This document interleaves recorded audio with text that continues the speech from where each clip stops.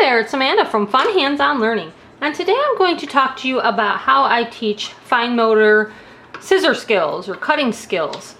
And the first thing I do 3 different steps that we move through. To start at the very beginning, even children who have pretty good fine motor skills as far as writing can struggle with cutting, especially paper that is flimsy. You know, if they pick up a paper and they can't seem to hold it straight to get the lines cut straight. So the first thing we start with is Play-Doh. So we start with, you know, teaching them how to hold the scissors, but then we give them some Play-Doh and we usually roll it out into like a long strip, kind of like this. And then what I do is they use the scissors and they just cut the Play-Doh into pieces. And this helps them get used to how the scissors kind of go up and down, how they open, how to work with them. And it's very easy to cut the dough. They're not worrying about paper that's moving around and they're not getting frustrated. So this is the very first thing we do. Now I'm going to show you some activities that I've come up with to practice this skill. Okay, so the first stage is using Play-Doh, and what I did is I came up with all sorts of different cutting activities I'm going to show you today. And you can get all of these off my website. I'll leave a link below. But the first activity is using Play-Doh with these little Play-Doh mats here. And I did not laminate mine yet, but you want to laminate them first before you use them so that you can use them over and over again. And also you want a harder surface. But I can still show you how it would work. So the children choose a mat, and then they pull out their dough and they kind of make it into a long strip like I have here. And then they just start cutting it into pieces. So they're practicing that upward open motion and they're cutting it into little pieces. So after they have cut their dough into little pieces, then they're going to place the dough onto the mat on each of these Play-Doh containers.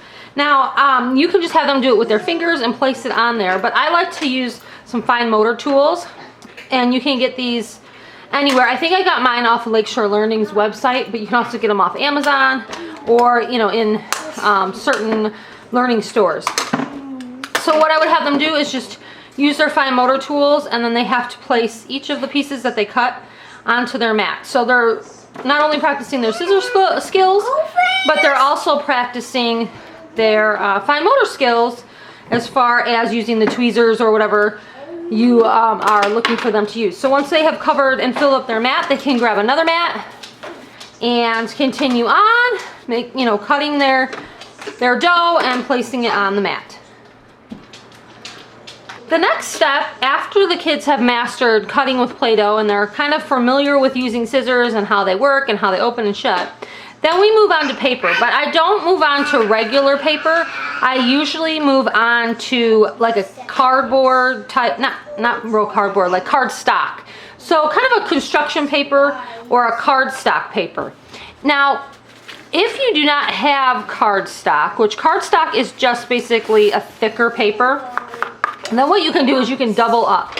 So here I have a couple of cutting activities that I made to go with these activities and to go with this set. A few of them that I made have straight lines for the kids to cut, so those are the ones you would start with. So these ones are the straight line ones, or look like that. And then a couple of them have curved lines, so you can move on to the curved lines after the straight lines. So what you would do then, if you cannot print these off onto cardstock, a harder paper, you can double up paper. So here I have just a few more sheets of paper, and then what I would do is I would glue this top sheet onto these ones to make it a little bit thicker. And the whole point of this is so that you don't have floppy flipping around paper when kids are just learning how to cut. So if you can print them out on cardstock, that would be great. If you can't, then you can glue them onto like 2 or 3 more sheets of paper to make it nice and thick, so that when the kids go to cut, they're going to be cutting through a thicker surface. So anyways, these papers just look like this. This one's already cut, and then the kids just cut the strips. Obviously, you're going to give it to them when it's not cut already, but this one I already have cut. And again, I would start with the straight lines, and I would start with a thicker paper. And then the third step is to move on to actual cutting around objects, and you can use regular paper at that point if the kids are used to cutting the lines, the straight lines and like the curves. Then you can move on to cutting out pieces of things. So this one that I made, they would actually cut out this piece of pizza.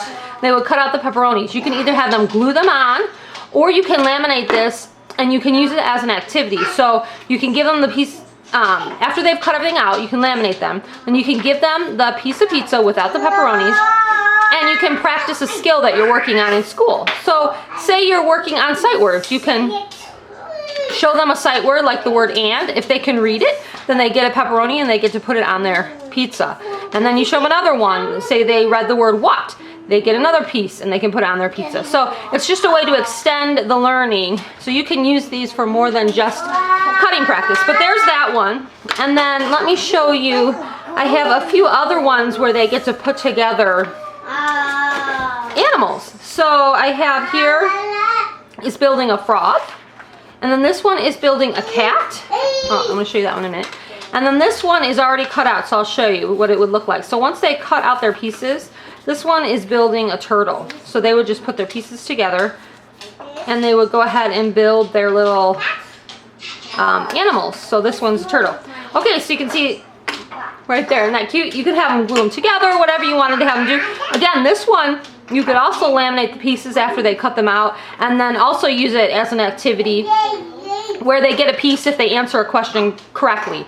Again, like working on sight words, working on anything you're trying to memorize, math facts. So you say 4 plus 3, and then if they can give you the answer, they get a piece. And then you do another one. If they give you the answer, they get another piece, and then they can put their little guide together. So, but these ones, if you notice, I try to make them fairly easy because they've got ovals and circles. So this one, the children are just practicing cutting out ovals and circles, so it's not like too intricate around all the little legs and all the little eyes. I didn't make it super intricate, but I made them enough so that early ones who are working on those cutting skills can cut them out decently. And if you still have kids that are struggling but they want to move on to cutting out fun little things like this, again, print these out on cardstock or glue them onto cardstock before the kids cut, and that will help tremendously. Okay, so let me show you the next activity I have. This next cutting activity has a zoo theme. So you get a zoo mat that looks like this, and you can print it in color or black and white. I printed mine in color. And of course, all the pieces you can print in color or black and white. All of these activities come in black and white. So if you want the kids to be able to color the pieces instead of printing them out in color, totally fine. All right, so this, there's 2 pages of zoo animals, and I already cut out the first page. So the first page has a zebra and a lion and a monkey. Why am I not thinking? And then this page has a bear and a hippo and an elephant. And the kids, basically, they just cut out. And this one's a little bit more intricate than, say, the turtle and the frog that I was showing you earlier. But they cut the pieces out and then they can place them on their zoo mat and they can make a little zoo. Just like this. And you can have them glue it on, or you can have them, again, laminate the pieces and use it for an activity, whatever you want to do. But it's just super cute. And again, you can print everything out in black and white if you want them to color as well and use those fine motor skills for coloring. But there's that one. And then just really quick, the last few things that I have some cute little food. I have food cutting practice, so they get to cut out different pieces of food, and then once they cut them out, you could have them sort them by fruits, vegetables, snacks, main courses, things like that. So here we have some vegetables and fruit, and then another set I have are school objects. So here we have like erasers and scissors and pencils and paper and paint, all that. So these are just different cutting practice. Again, these ones are in more of a rectangle shape, so they're still not super intricate, but they're perfect for those beginning cutters those beginning scissor skills, okay?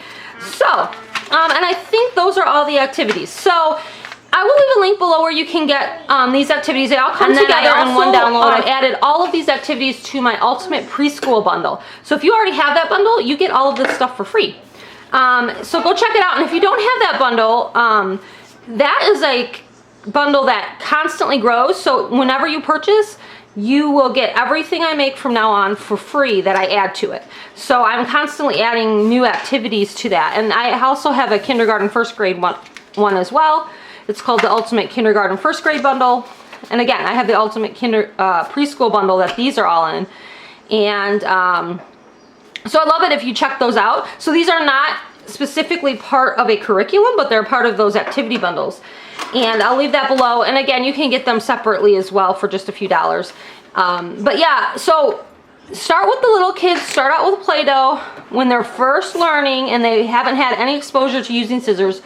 This is definitely the way to go, is to give them a little bit of dough and to give them their scissors and just get them practicing opening and closing and how it works. And they're going to feel so confident because they're going to be able to cut the dough very, very easily. And you're not worried about going in a straight line or a curved line. You're just worried about them using the up and down motion to cut the dough. And so once they feel confident in that, then they feel even more confident being able to start cutting out of construction paper or cardstock or something that's a little bit thicker.